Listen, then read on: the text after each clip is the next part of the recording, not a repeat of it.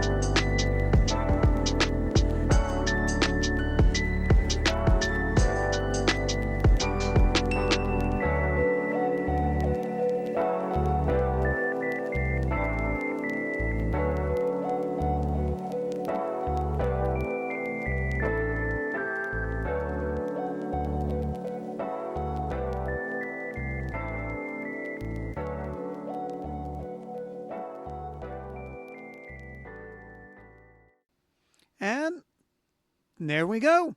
Done.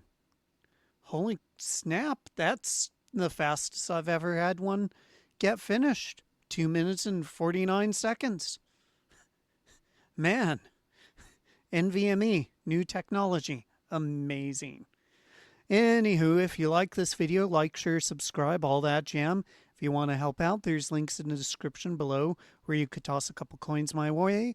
Or if you really want to help out, there's an Amazon wish list down there where you could help me procure hardware to make these and some of my other videos even better. But most importantly, thank all of you for watching.